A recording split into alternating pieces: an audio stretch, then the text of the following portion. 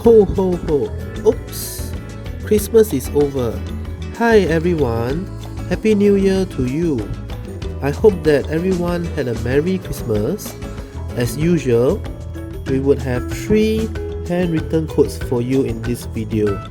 Without any delay, let's go to the first one.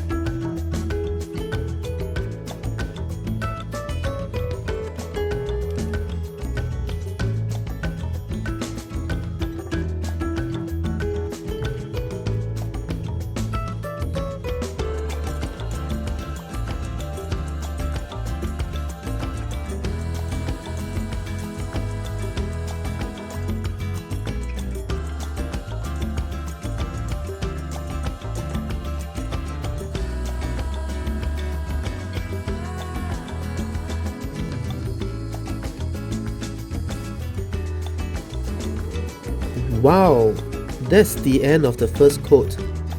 Do you agree that kindness is loving people more than they deserve? Let's be kind to everyone and start spreading the love around. Okay, let's go to the second quote and see what it says.